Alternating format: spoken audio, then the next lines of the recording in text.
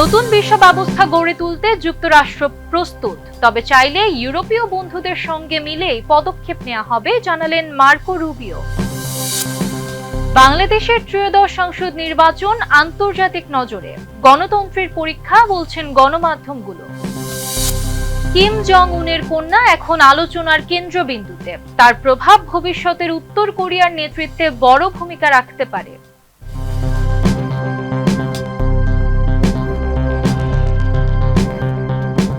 দর্শক, আমন্ত্রণ মাই TV I নিউজে।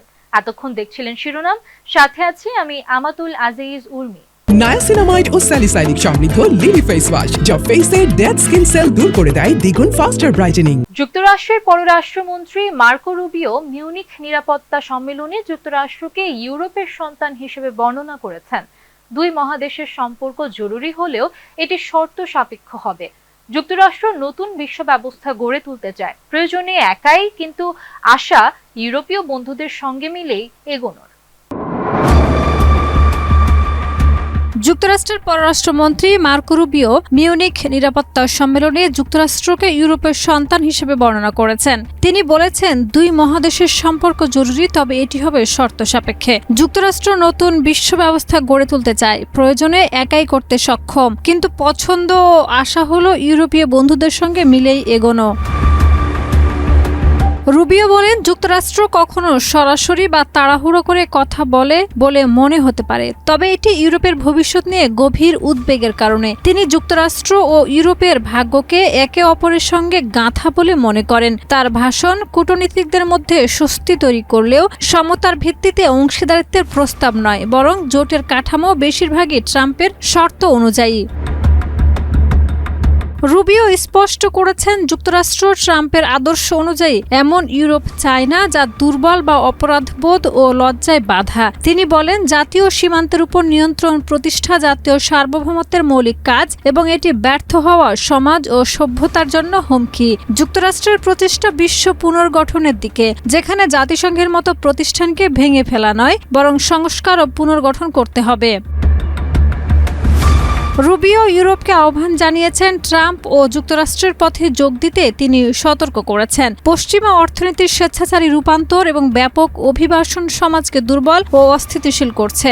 যদিও ইউরোপের ইতিহাসের প্রশংসা করেছেন, তিনি প্রশ্ন তুলেছেন, বিশ্ব পুনর্গঠনের প্রচেষ্টায় ইউরোপ যোগ দিতে সক্ষম কিনা। ইউক্রেন বিষয়ে তিনি খুব কম মন্তব্য করেছেন এবং ইউরোপীয় নেতাদের সঙ্গে কিছু বৈঠক এড়িয়ে গিয়েছেন। সামগ্রিকভাবে রুবিওর ভাষণ শর্ত সাপেক্ষে ইউরোপ যুক্তরাষ্ট্র অংশীদারিত্বের জন্য আহ্বান, যেখানে ঐক্য ও স্বাধীনতা একসাথে চলার প্রয়োজনীয়তার উপর জোর দেওয়া হয়েছে। বাংলাদেশের ত্রয়োদশ জাতীয় সংসদ নির্বাচনের ভোট গ্রহণ ও গণভোটকে আন্তর্জাতিক গণমাধ্যম গুরুত্বের সঙ্গে তুলে ধরেছে। শেখ হাসিনার পরবর্তী সময়ে দেশের রাজনৈতিক পরিস্থিতি বিশ্বমঞ্চে নজর কাটছে। Reuters, the Guardian, BBC, Al Jazeera, NDTV, Arab News এবং দ্য হিন্দু ভোট গ্রহণের দিন থেকেই লাইভ সম্প্রচার চালাচ্ছে। ত্রয়োদশ জাতীয় সংসদ নির্বাচনের ভোট গ্রহণ ও গণভোটকে আন্তর্জাতিক গণমাধ্যম গুরুত্বের সাথে তুলে ধরেছে। শেখ হাসিনার পরবর্তী সময়ে দেশের রাজনৈতিক পরিস্থিতি বিশ্বমঞ্চে নজর কাটছে। আন্তর্জাতিক সংবাদ সংস্থা রয়টার্স, ব্রিটিশ সংবাদ মাধ্যম দ্য গার্ডিয়ান, ব্রিটিশ সম্প্রচার সংস্থা বিবিসি, কাতারি সংবাদ মাধ্যম আল জাজিরা, ভারতীয় সংবাদ মাধ্যম এনডিটিভি, আরব সংবাদ মাধ্যম আরব নিউজ, ভারতীয় সংবাদপত্র দ্য হিন্দু ভোট গ্রহণের দিন থেকে লাইভ সম্প্রচার চালাচ্ছে তারা। রয়টার্স তাদের প্রতিবেদনের শিরোনামে উল্লেখ করেছে, বাংলাদেশ নির্বাচন লাইভ, তারেক রহমানকে পরবর্তী প্রধানমন্ত্রী ঘোষণা করে বিজয় দাবি বিএনপির। প্রতিবেদনে বলা হয়েছে, নির্বাচন কমিশন চূড়ান্ত ফলাফল ঘোষণা না করলেও প্রাথমিক গণনায় বাংলাদেশ জাতীয়তাবাদী দল বিএনপি একক সংখ্যাগরিষ্ঠ আসনে এগিয়ে রয়েছে। রিপোর্টে উল্লেখ, 2024 সালের গণ অভ্যুত্থানের পর দেশের প্রথম গণতান্ত্রিক পরীক্ষা, যা দীর্ঘদিনের রাজনৈতিক অস্থিরতার পর ক্ষমতার ভারসাম্যে বড় পরিবর্তনের ইঙ্গিত দিচ্ছে।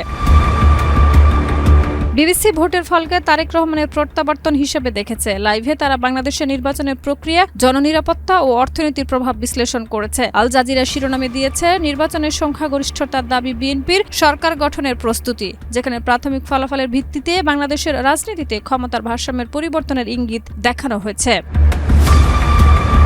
দ্য গার্ডিয়ান প্রধান প্রতিবেদনে লিখেছে, হাসিনা পরবর্তী প্রথম নির্বাচনে বিএনপির জয়ের দাবি, যেখানে নির্বাচনের ফলকে গণতন্ত্রের পরীক্ষা হিসেবে অভিহিত করা হয়েছে। ভারতের এনডিটিভি তারেক রহমানের নেতৃত্বে বিএনপির জয়কে বিস্ময়ের সঙ্গে দেখছে। আনন্দবাজার পত্রিকার শিরোনামে বলা হয়েছে, ব্যবধান বাড়াচ্ছে বিএনপি, 2 আসনে জয়ী তারেক, তবে হচ্ছে না কোনো বিজয় মিছিল। গণনা নিয়ে প্রশ্ন তুলে বিবৃতি জামায়াতের। পাকিস্তানের প্রধান সংবাদ মাধ্যমগুলোর প্রতিবেদনেও বাংলাদেশের নির্বাচনের খবর গুরুত্বের সাথে প্রকাশিত করা হয়েছে। বিশ্লেষকরা মনে করছেন, এই নির্বাচন শুধু দেশের রাজনৈতিক অবস্থা নয়, দক্ষিণ এশিয়ার রাজনৈতিক স্থিতিশীলতা এবং আন্তর্জাতিক সম্পর্কের ক্ষেত্রে প্রভাব ফেলবে। উত্তর কোরিয়ার নেতা কিম জং উন তার কন্যাকে সম্ভাব্য উত্তরসূরি হিসেবে সামনে আনছেন বলে জানিয়েছে রয়টার্স। দক্ষিণ কোরিয়ার গোয়েন্দাদের মতে, ক্ষমতাসীন ওয়ার্কার্স পার্টি অফ কোরিয়া এর কংগ্রেসে তার ভূমিকা গুরুত্বপূর্ণ হতে পারে। বিশ্লেষকদের ধারণা, জু আয়ে, যার নাম প্রথম প্রকাশ করেছিলেন সাবেক বাস্কেটবল তারকা ডেনিস রোডম্যান, ধীরে ধীরে উত্তরসূরি হিসেবে প্রতিষ্ঠিত হচ্ছেন। উত্তর কোরিয়ার শীর্ষ নেতা কিম জং উন তার উত্তরসূরি হিসেবে মেয়ের অবস্থান ধীরে ধীরে সুসংহত করছেন, এমন ধারণা করছে দক্ষিণ কোরিয়ার জাতীয় গোয়েন্দা সংস্থা। গোয়েন্দা ব্রিফিং এর বরাত দিয়ে একাধিক দক্ষিণ কোরীয় আইন প্রণেতা তথ্য জানিয়েছেন বলে নিশ্চিত করেছে বার্তা সংস্থা রয়টার্স। দক্ষিণের গোয়েন্দারা বিশেষভাবে নজর রাখছেন ক্ষমতাসীন ওয়ার্কার্স পার্টি অফ কোরিয়া এর আসন্ন কংগ্রেসে কিমের কন্যা উপস্থিত হন কিনা, হলে তাকে কিভাবে উপস্থাপন করা হয় এবং তিনি কোনো আনুষ্ঠানিক দায়িত্ব পান কিনা। উত্তর কোরিয়া কখনো কিমের মেয়ের নাম বা বয়স প্রকাশ করেনি, তবে দক্ষিণ কোরিয়ার গোয়েন্দাদের ধারণা তিনি জু আয়ে, যার নাম প্রথম প্রকাশ করেছিলেন যুক্তরাষ্ট্রের সাবেক বাস্কেটবল তারকা ডেনিস রোডম্যান। 2013 সালে কিম পরিবারের সঙ্গে ঘনিষ্ঠ সময় কাটানোর পর তিনি শিশু জু আয়েকে কোলে নেওয়ার কথাও জানিয়েছিলেন। এনআইএস এর সাম্প্রতিক মূল্যায়নে বলা হয়েছে, জু আয়েকে শুধু উত্তরসূরি হিসেবে প্রস্তুত নয়, বরং ভেতরে ভেতরে তাকে উত্তরসূরি হিসেবে মনোনয়নের প্রক্রিয়াও এগোচ্ছে। রাষ্ট্রীয় গণমাধ্যমে অস্ত্র প্রকল্প পরিদর্শন সহ বিভিন্ন কর্মসূচিতে বাবার পাশে তার নিয়মিত উপস্থিতি সেই ইঙ্গিতই দিচ্ছে বলে মনে করছেন বিশ্লেষকরা। আইন প্রণেতাদের ভাষ্য অনুযায়ী জু আয়েকে কার্যত দেশের দ্বিতীয় সর্বোচ্চ নেতা হিসেবে দেখা হচ্ছে এবং গুরুত্বপূর্ণ নীতিগত বিষয়েও তার মতামতের ইঙ্গিত মিলছে।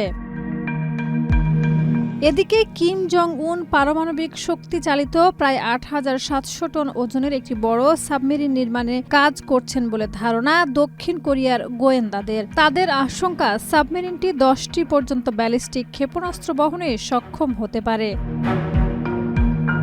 সব মিলিয়ে উত্তর কোরিয়ার ক্ষমতার উত্তরাধিকার নিয়ে নতুন অধ্যায়ের আভাস মিলছে, আর তা ঘিরে বাড়ছে আঞ্চলিক কৌতূহল ও সতর্কতা।